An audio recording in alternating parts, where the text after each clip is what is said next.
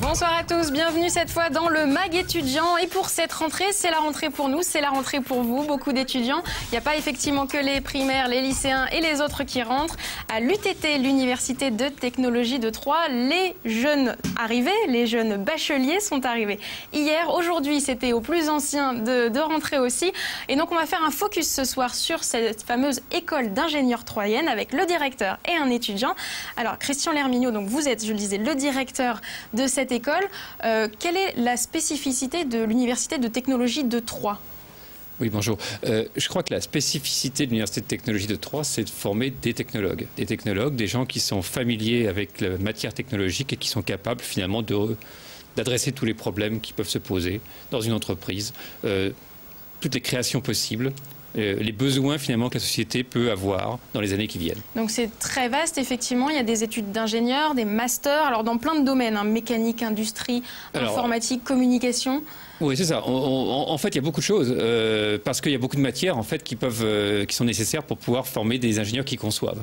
Donc effectivement, c'est les technologies de l'information, c'est la mécanique, c'est les matériaux, c'est aussi des matières un peu plus orientées sciences sociales. Hein. Je crois qu'aujourd'hui, quand on réagit et qu'on essaie de savoir quels sont les besoins des gens dans le futur, on a aussi des gens qui ont une culture sociologique et on a besoin de cette culture-là aussi. Et comment s'est passée cette rentrée ? Où on en est au niveau des chiffres du nombre d'étudiants qui viennent chez vous ?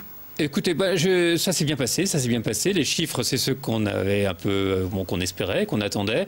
De plus en plus, en fait, on maîtrise bien les chiffres puisqu'on met des quotas. Donc, comme on sélectionne et qu'on se donne un objectif, en général, on l'atteint. On a à peu près donc entre 600 et 700 étudiants nouveaux tous les ans en fonction des différents cursus et ça se passe bien. Et donc là, en tout, ça fait 2600 étudiants. C'est plus d'un quart de la population étudiante dans l'agglomération. Tout à fait, tout à fait. On n'aurait pas trop de mal d'ailleurs à monter. On a les candidats pour. Le problème après, c'est nos capacités d'accueil. Voilà, donc il faut une certaine sélection et on va justement en parler dans quelques secondes avec Timothée Toury, le directeur de la formation à l'UTT, qui nous explique un peu justement ces systèmes de sélection. L'UTT est un établissement qui est en effet devenu de plus en plus sélectif. Les étudiants trouvent très facilement du travail après l'UTT. La crise économique n'existe pas réellement pour des élèves diplômés ingénieurs. Ils trouvent un emploi très qualifié en moyenne en 4 à 5 semaines. Donc naturellement, ça attire les candidats. Nous avons de plus en plus de candidats, plusieurs milliers de candidatures dont nous en retenons en moyenne 1 sur 10, puisque ici nous avons 280 étudiants de tronc commun qui nous ont rejoints juste après le baccalauréat. 24% des étudiants de l'UTT sont étrangers, viennent de partout dans le monde, Chine, Vietnam, Cameroun. Nous souhaitons garder ce taux-là, nous ne souhaitons pas nécessairement aller non plus beaucoup plus loin. On tient aussi un équilibre de nationalités, nous avons à peu près 50 nationalités différentes à l'UTT. Et donc effectivement, on en a un exemple ce soir puisqu'Adrien est venu à Troyes depuis l'Italie. C'est exactement ça. Alors, qu'est-ce qui vous a fait venir jusqu'à Troyes ? Il y a peut-être plein d'autres écoles d'ingénieurs en Italie, plein d'autres en France, peut-être plus grosses, plus réputées. Pourquoi avoir choisi Troyes ? Alors, ma mère est en poste à Troyes, donc elle est française, elle est en poste à Troyes. J'ai fait mes études dans une école française, de la primaire jusqu'à la terminale. Et je voulais donc continuer dans un lycée, je voulais faire une formation d'ingénieur, je voulais donc continuer dans une école d'ingénieur en France. Pour continuer dans le cursus français. Et pourquoi Troyes ? Parce que justement parce que c'était une bonne école d'ingénieur. J'aimais beaucoup ce système de parcours où on pouvait choisir les UV qui nous intéressaient, les cours qui nous intéressaient. On choisit un peu, on fait son parcours, ce qui nous intéresse pour vraiment personnaliser notre parcours en fonction de ce qu'on veut faire et de notre objectif professionnel. Et j'avais des amis qui venaient à Troyes, de Rome, qui venaient à Troyes, donc j'ai choisi Troyes. Donc tout à fait que Troyes était la bonne option pour vous. Et qu'est-ce que vous pourriez dire ? Donc là, vous êtes en dernière année, en 5e année. Donc ça veut dire que vous connaissez bien les lieux. Selon vous, comment on peut caractériser l'ambiance de cette école d'ingénieurs ? Est-ce que le fait que ce soit peut-être un peu, que ce soit provincial, est-ce que ça change l'ambiance selon vous par rapport à d'autres écoles plus grosses ou parisiennes ? Je pense pas. Il y a un monde associatif qui est extrêmement développé, ce qui permet de rencontrer énormément de gens, aussi bien puisqu'on n'a pas de système de promo, ça nous permet de rencontrer des gens plus âgés, plus jeunes, des relations qu'on continue même après, une fois qu'on est rentré dans le monde actif, dans le monde professionnel. C'est vraiment un système particulier qui a une très très bonne ambiance. ce qui nous permet de rencontrer plein de gens. C'est assez décloisonné.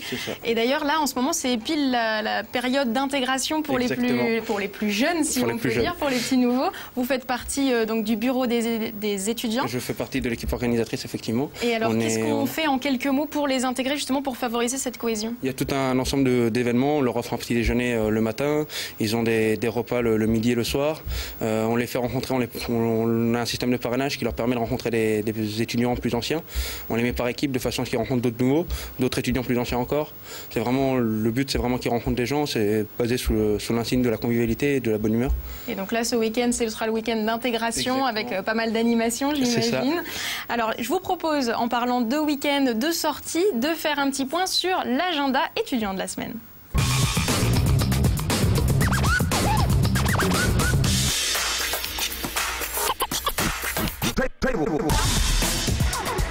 Bienvenue dans cet agenda étudiant. Cette semaine, la principale nouvelle, c'est la rentrée pour beaucoup d'entre vous. UTT, IUT, groupe ESC, université et tous les autres bien sûr. Mais la reprise ne s'arrête pas aux cours. Dans la vie étudiante, il y a aussi les sorties et autres infos pratiques. Cette semaine, on commence par une idée d'expo au cœur du bouchon à Troyes. Le vernissage a lieu mercredi entre 18h et 21h. Les œuvres de Sébastien Arnoux sont à découvrir dans ce bar à champagne. Les compositions urbaines, l'artiste sera à l'honneur durant un mois. L'entrée est libre. À partir de vendredi soir et tout le week-end, c'est Sainte-Savine en fête, un festival annuel consacré aux arts de la rue, de la fanfare, du cirque et de la musique. Une dizaine de compagnies seront présentes pour des spectacles tout le week-end dans différents points de la commune. Et en parallèle, un vide-grenier aura lieu sur les 2 jours. Un bon moyen peut-être de dénicher ce qui vous manque dans votre studio. Toutes les infos sur le site de la ville et bien sûr, tout est gratuit. Samedi, pourquoi pas aussi 2 concerts pour décompresser de cette semaine de reprise. D'abord, à 15h, de la musique du monde avec Tieko, un artiste troyen d'origine sénégalaise. Il jouera chez Cultura à Saint-Part-au-Tertre. L'entrée est gratuite.